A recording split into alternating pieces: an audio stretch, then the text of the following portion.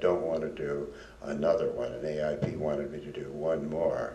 And I had certain theories about the unconscious and the unconscious mind not seeing the exterior world. So if you'll notice, on almost all of these films, there's very little of the exterior world. Everything is shot inside a studio. So I finally agreed to do one more, which was the Tomb of Lygia.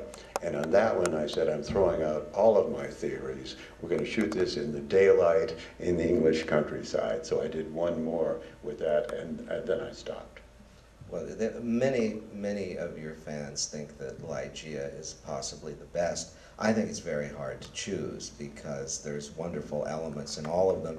And it's wonderful, I'm glad Mark Damon is here because it's wonderful when last year when we screened House of Usher, you forget what a good movie that was because it was the first one. Yeah. And one forgets how completely Vincent Price transformed himself. I mean, he always wore facial hair, shaved it all off, became kind of white, dyed his hair. He said no one had done that since the days of Conrad Veidt. And he was very proud of his look. And I think his performance is one of his best. But as we were discussing Price's career, well, as we will be this weekend, it's interesting that he started this persona as far back as Dragonwyck in 1946, where he plays an aristocrat who is about to get rid of one wife for another. I told him, I said, you know, these are your late wife movies. And he said, you know, it's true. If I don't get rid of her in the second reel, I'm got rid of her by the end of the picture. And he said, I don't know what that has to do with Edgar Allan Poe particularly, but and of course in every film practically there's either an unfaithful wife or a dead wife or a wife he wishes was dead or you know, all of the above. But from Dragonwyck on, including House of Wax, because he's enamored of a figure of Marie Antoinette, this seems to be kind of, it's interesting that both Rob White, who did the Castle movies, and Dick Matheson, who did the Poes, and then Charles Beaumont, they all got it about Vincent. Did they have meetings as far as what his character would be, or did you have meetings with the writers and say, well, you know, this is for Vincent Price, and they kind of gave him lines that would be only he could say? I don't think the writers had meetings among themselves, but I would work with the writers, and a lot of it simply came from Poe himself. I mean, The Black Cat and a number of others. I would think that Edgar Allan Poe and Vincent Price both had a lot of problems with women. Well, Vincent figured out what to do with his. He killed them as soon as he could. But there was, the other day, a few days ago, I was talking to Curtis Harrington, and Curtis was talking about Ray Milland. And he said, I was making a TV movie, a horror movie, and Ray Milland was in the middle of a scene and he had a speech. And we did take after take, and it just wasn't working. And finally, Ray Milland looked up at him and said, Curtis, I know what you want, but I'm not Vincent Price. Now, having worked with both Ray Milland and Vincent Price, did you have that problem in The Premature Burial, trying to get Ray Milland to say lines in a Vincent Price-y kind of way? No, I did not want Ray Milland to be Vincent Price. Being trained in the method, I do, and I know people make jokes about the method, but I do believe in many aspects of it. And I think the body is an instrument. Vincent is Vincent, Ray is Ray. They play a scene differently. They work from their own mind, their own body, their own emotions. Ray had had a different career than Vincent. Even, they were both leading men as young men, but Vincent was always sort of a, how would I describe it, a leading character man, whereas Ray was very handsome and was the classical leading man. And he brought a different persona than Vincent, a little less quirky than Vincent, but very subtle, very good.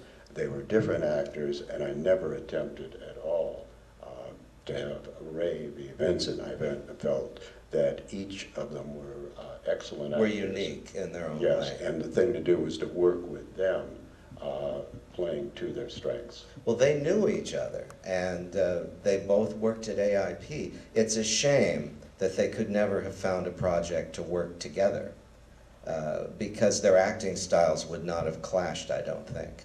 And I think Ray is very good in Premature Burial, and I particularly think Hazel Court gives a superb performance in that.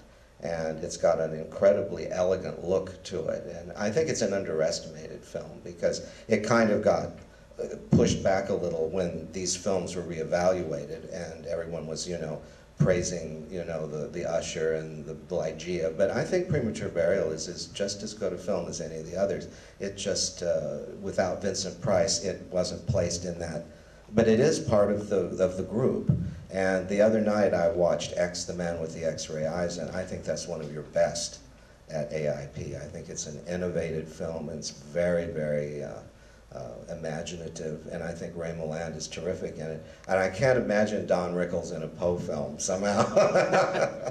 But I think it's, well, now we should open this up for Q&A because I could sit and talk to you all night about these movies. So if you have any questions for Mr. Corman, please don't be shy.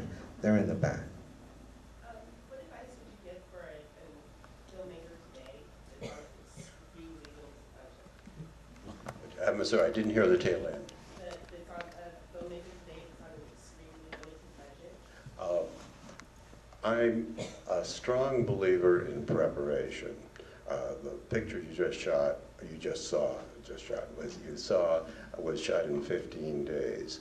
The only way to get that much work into a 15-day schedule is to spend your time in pre-prep and pre-production, in preparation, sketching all your shots, talking to your actors, working out the motivations, the characterizations with the actors before you shoot, sketching your shots, being prepared, knowing, however, that when you come onto the set, you will probably vary some of those shots, but at least you have the framework and you know what you're working for from. So you don't spend your time on the set figuring out what to do when the crew is standing around. You spend your time previously when it's just you in a room or you talking with an actor. So when you come to work, you can utilize that time simply in expressing what you've previously prepared. Yeah, it's right there. What up-and-coming filmmakers are you impressed by now? I don't see enough of the young filmmakers to give a really accurate answer.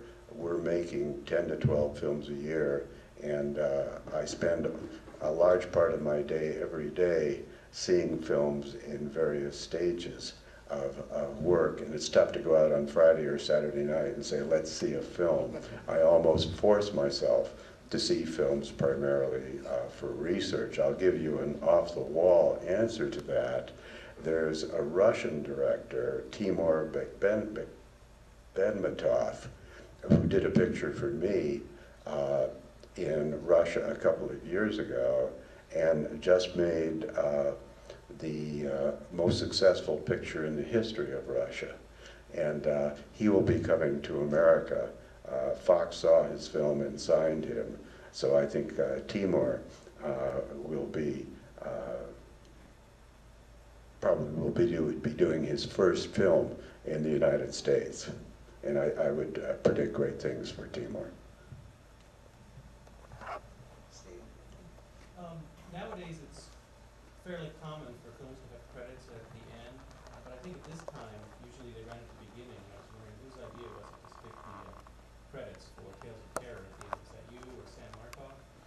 I actually don't remember. It wouldn't have been Sam Markoff. It would have been either me or Jim Nicholson. Sam Markoff was primarily the business affairs head of AIP, and Jim Nicholson was more the creative. A lot of things like that, Jim and I would discuss. It was so long ago, I can't remember.